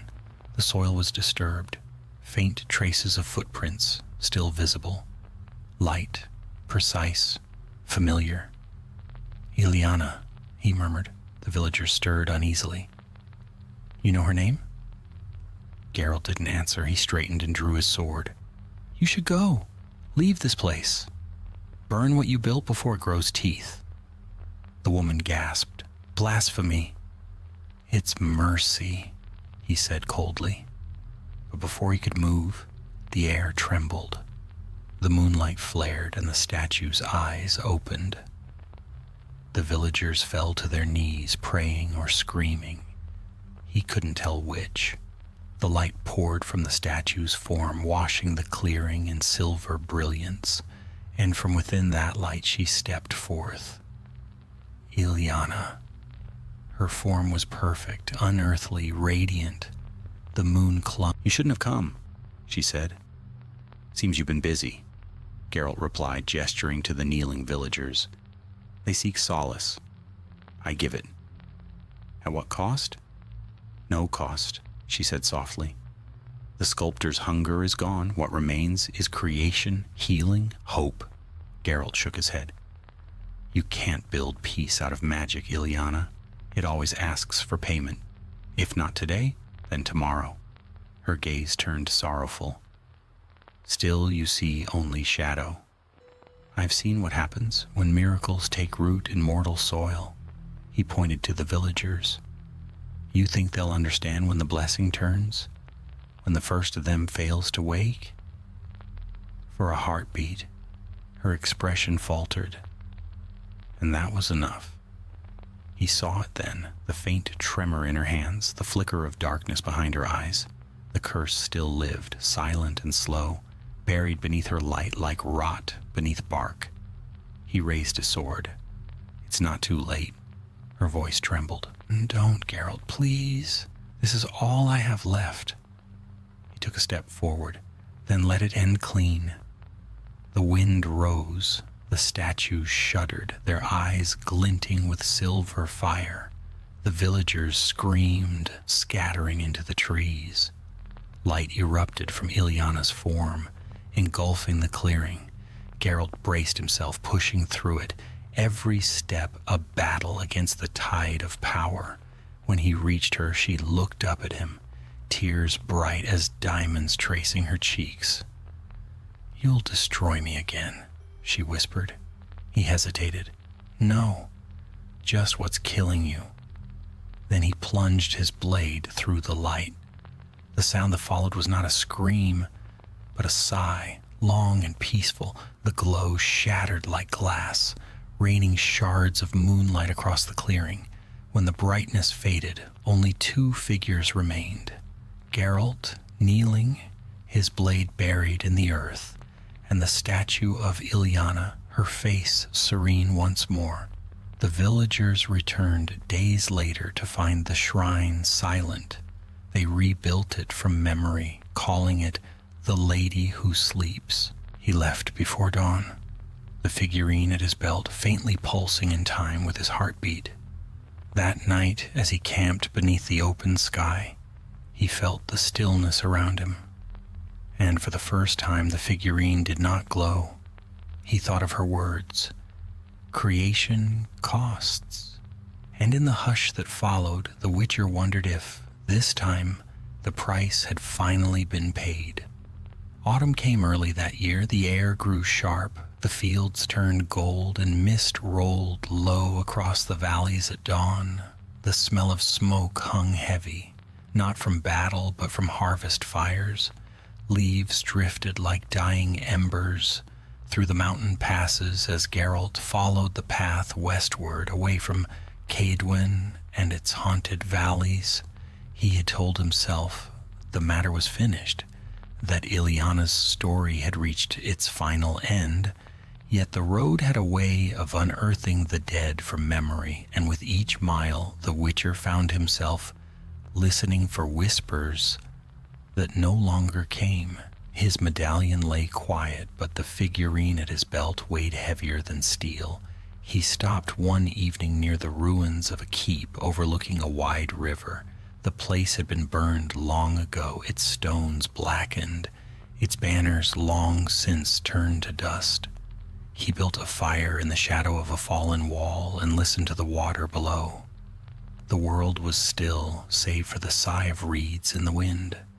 When the moon rose, pale and thin, the figurine stirred.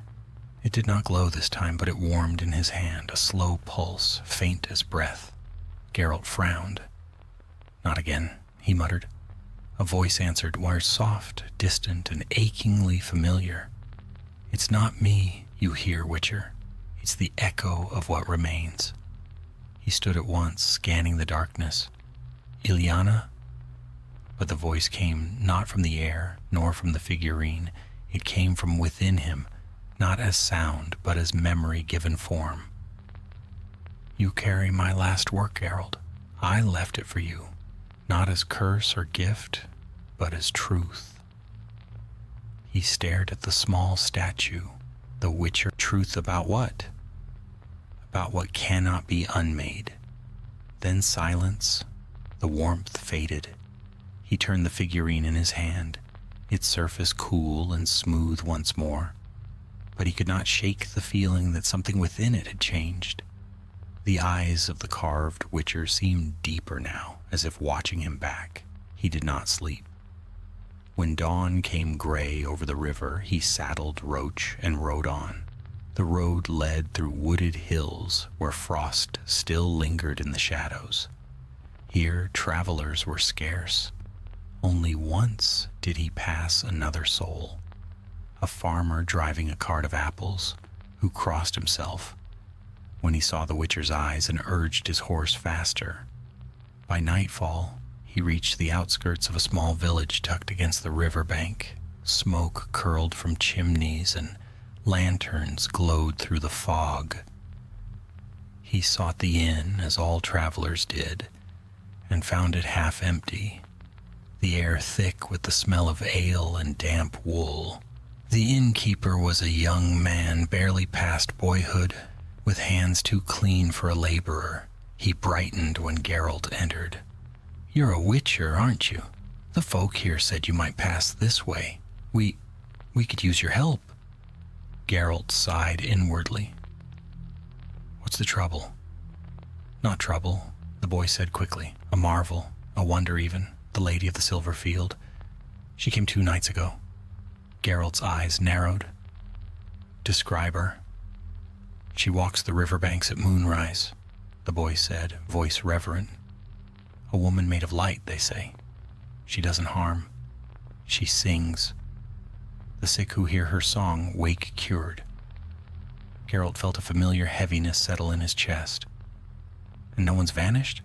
No strange deaths?" "None, only blessings. You'll see for yourself if you wait till moonrise." "I've seen enough of such miracles," Geralt muttered. "But I'll look." He left the inn before the moon climbed. The river ran wide and still, its surface like a sheet of steel. Mist clung to the reeds, and the air smelled of cold water and something sweeter. Moonflower again. He followed the sound first, a low hum, soft as the whisper of the tide. Then a voice, wordless, pure, unearthly. It rose and fell with the rhythm of the river, neither sad nor glad, but eternal. And then he saw her. She walked upon the water as though it were glass, her feet leaving ripples of light. Her hair shone white, her eyes silver as dawn. The sight might have moved saints to tears, or driven men to madness. "Ilyana," he whispered, but she did not answer. He drew closer, boots sinking into the mud. "What are you now?" The figure turned her gaze toward him, and in her face he saw both recognition and distance, as if she looked through him, not at him. Her lips moved, and the words brushed his mind like frost. "Not Ilyana, not anymore. The river remembers what the moon forgets. I am what she left behind." Geralt's medallion vibrated sharply. A remnant, he said. A fragment of her power. Yes, the voice replied, echoing through his thoughts. A reflection. The world keeps reflections of those who change it. The light around her flickered. Faces formed in the mist, the same he had seen once before. Men, women, children, their features serene, half-formed, eternal. You can't stay here, Geralt said. They'll worship you, then fear you, and sooner or later you'll forget you were ever human. I am not human, she said simply, nor spirit. I am memory given voice. I cannot harm. You can, he said. Even beauty wounds when mortals bow before it. The mist thickened, swirling around him. Her voice softened. Then let me fade, Witcher. Let me return to the dark, where no one remembers. Geralt's grip tightened on his sword hilt. If that's what you want, I can grant it. A faint smile touched her lips. No. You destroy what you must, not what you love. The river grew still. The moon sank lower, the light dimming to a ghostly pallor. The figure began to dissolve, her edges melting into the mist. Her final words came faint and far. Tell them not to wake her again.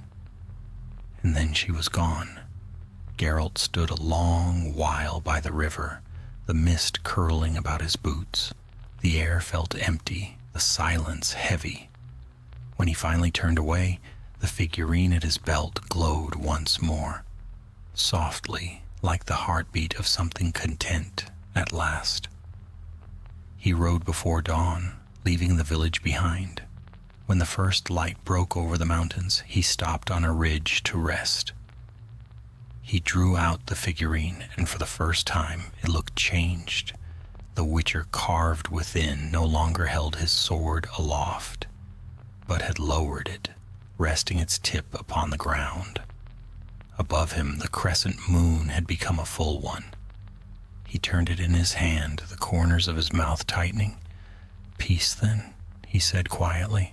After all this time, the wind stirred the grass, and the world seemed to breathe again. Geralt mounted Roach and rode west into the light. The path awaited, endless, indifferent, eternal. But behind him, far down the river, the mists parted once more, and for a heartbeat, the reflection of a woman's face shimmered upon the water, serene, unbroken, and smiling as the dawn claimed the sky. The road turned south through Velen, where the land rolled in shallow hills and swamps that steamed beneath the dying sun. Autumn's colors had deepened to rust and ochre, the scent of decay mingling with damp earth. Flocks of crows wheeled over the fields, their cries thin as blades. Geralt rode through it all, silent, the reins slack in his hand. The path had grown quiet of late. Too quiet, no letters pinned to notice boards, no peasants shouting for help. Only whispers of things that weren't quite monsters, ghost lights over lakes, statues that hummed under moonlight, reflections that lingered too long in still water. Each story carried the same undercurrent, faint but unmistakable. Her touch. He had destroyed her, set her free, and still the world bore her fingerprints like scars in marble, that all curses left traces. Yet he couldn't shake the feeling that something waited beyond the horizon, patient as frost. By the second night, rain swept in from the east, cold, relentless, washing the dust from his cloak and turning the roads to rivers of mud. He found shelter in the ruins of an old watchtower overlooking a flooded meadow. Lightning flashed through the gaps in its crumbling roof, and the wind moaned through the stones.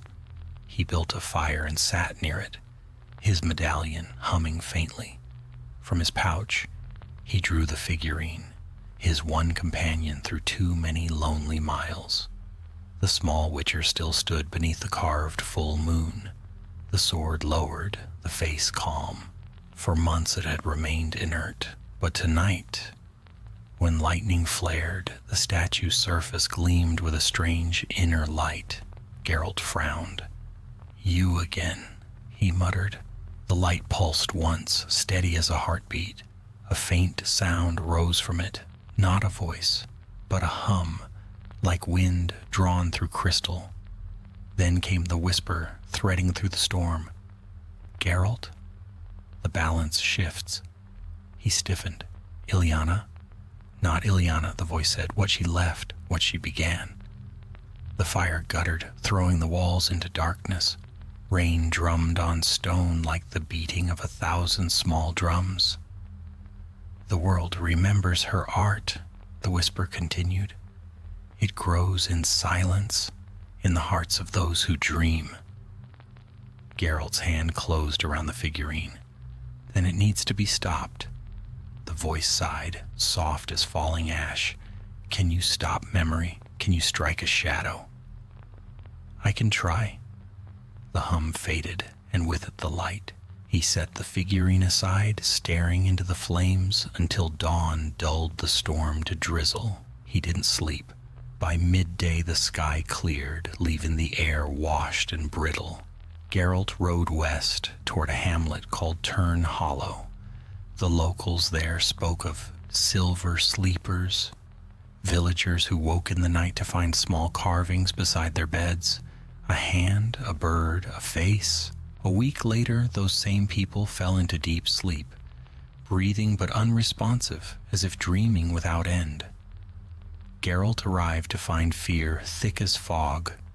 Doors were barred, smoke from herbs and prayers hung in every house. The Reeve met him outside the chapel, his eyes hollow. "They're dying in peace," the man said. "No fever, no pain. They just don't wake." "How many?" 13. Geralt followed him into the chapel. The sleepers lay on bedrolls, side by side, faces serene. At their feet, arranged with reverence, were the carvings, 13 figures, small and flawless. Each glowed faintly in the dim light like polished silver. He crouched beside one, examining it. The craftsmanship was unmistakable.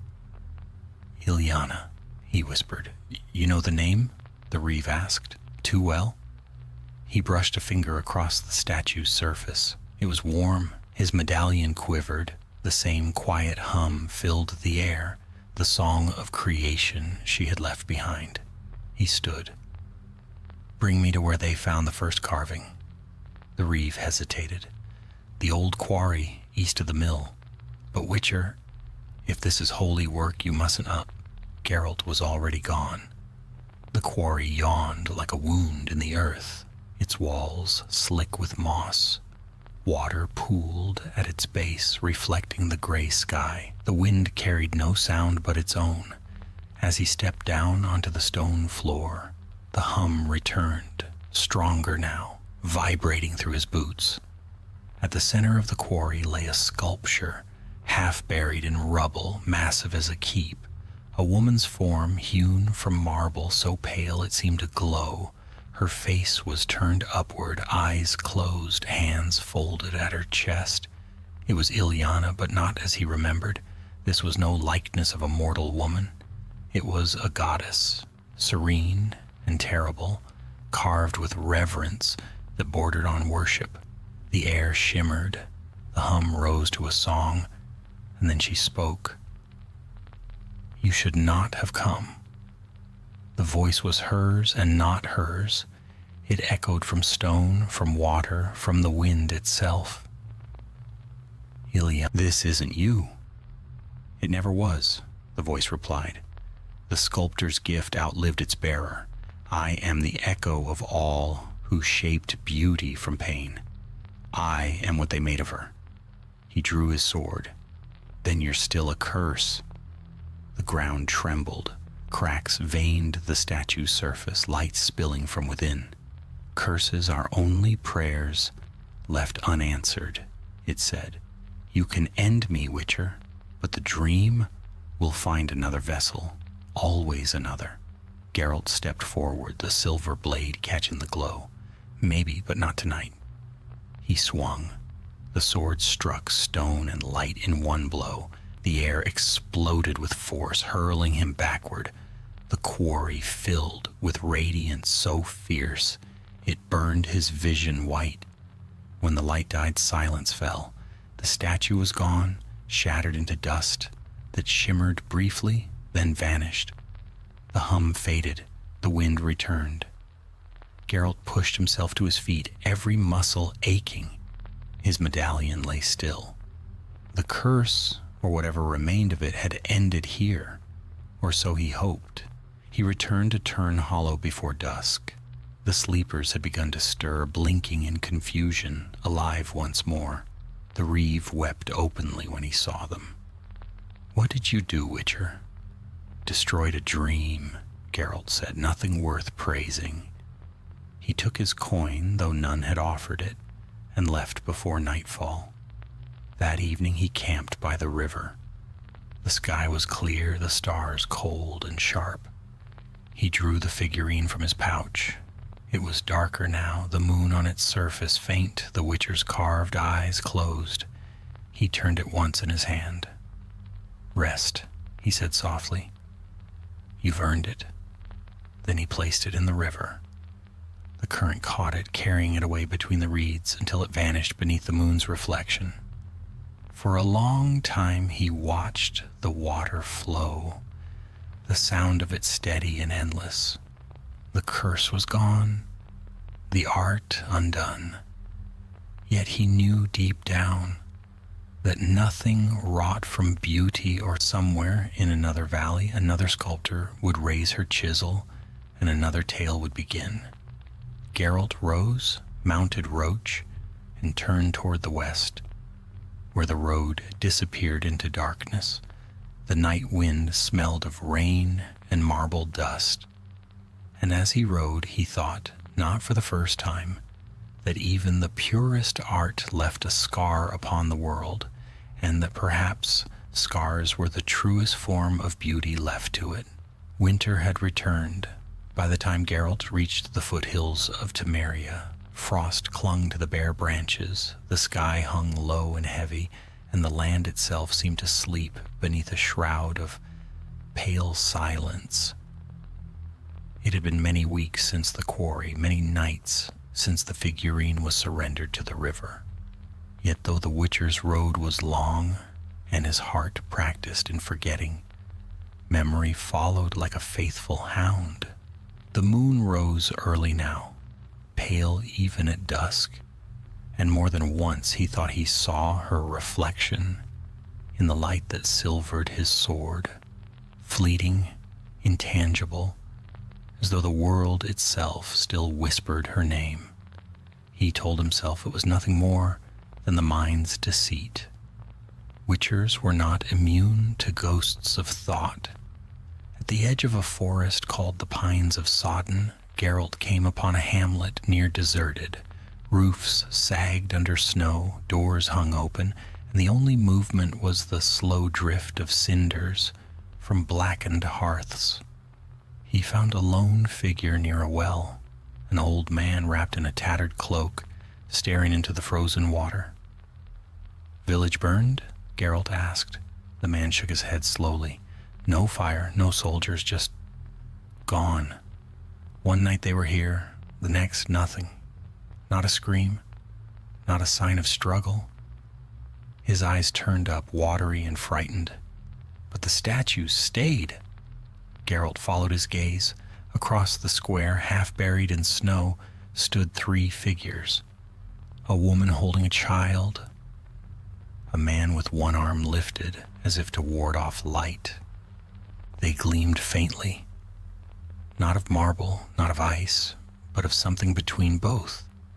He approached, boots crunching softly. The faces were calm, the eyes closed, their expressions neither fearful nor pained. Snow had gathered in the folds of their clothes, but beneath he could see that faint shimmer, the same that had haunted him for half a year. His medallion stirred. weakly, faint as a dying heart. "You saw no one?" Geralt asked. "No one," said the old man. "Only the moon that night. It was so bright you could see your breath in silver." The Witcher examined the nearest statue, brushing snow from its chest. Beneath his fingers, the surface was warm, alive almost. He drew back slowly. "I'd leave this place," he said. The man's voice trembled. "And if they come back?" Geralt looked at him. "Pray they don't." He left the village before dawn, riding through the woods where the trees leaned close like watchers. The snow fell thicker, muting the world. He had destroyed the last echo in the quarry, or so he had believed, but something had endured. Not a curse this time, nor a ghost. A resonance. Art did not die when its maker fell. It lingered in hands that remembered its shape, in eyes that yearned for beauty. Perhaps the sculptor's curse had not survived at all. Perhaps the world itself had learned from it. The thought unsettled him. That evening he made camp beneath a cliff, overlooking the forest. The fire burned bright, its smoke carried off by the wind. He sat beside it, polishing his swords, the rhythm steady, mechanical, the one ritual that had never failed him. Yet his thoughts would not still. He remembered her, not the spirit she had become, nor the marble goddess, but the woman at the start of it all. The sculptor who had once trembled by a shrine, eyes alight with both fear and wonder. He wondered if, in some hidden corner of the world, her name was still spoken in reverence. If peasants left flowers by moonlight. When he finally slept, his dreams were quiet.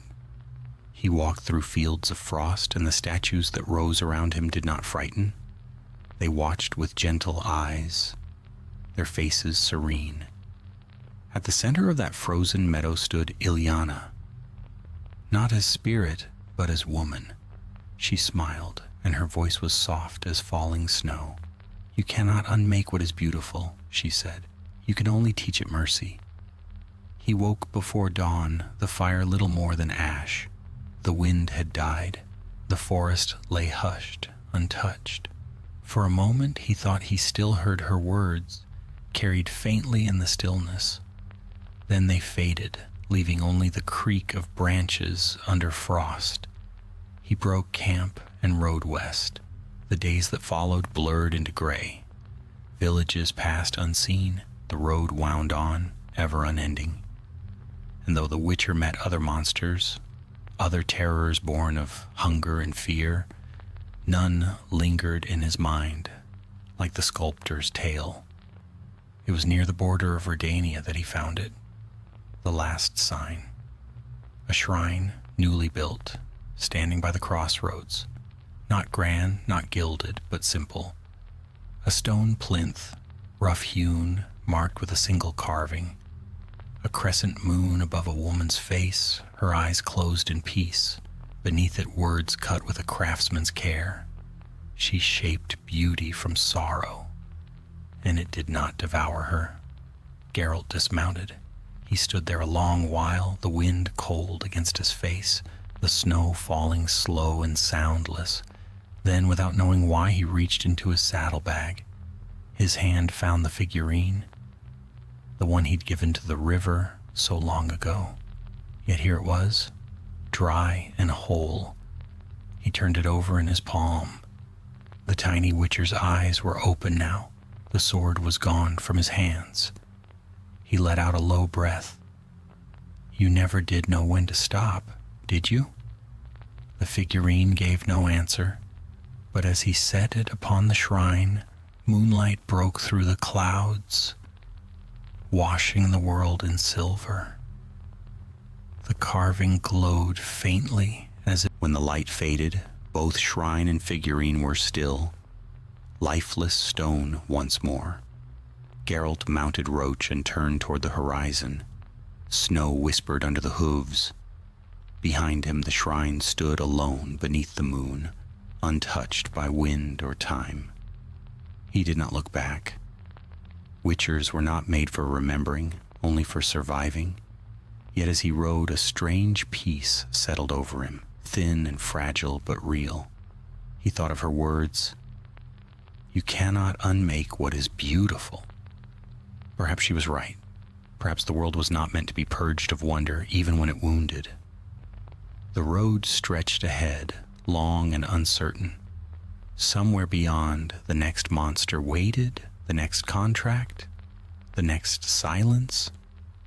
And when night fell and the moon rose again, its light followed him, not as curse, not as omen, but as quiet company upon the endless path. The wind carried no whispers, no songs, only the faint rustle of snow across stone. And so ended the tale of Geralt of Rivia, the Moon Sculptor.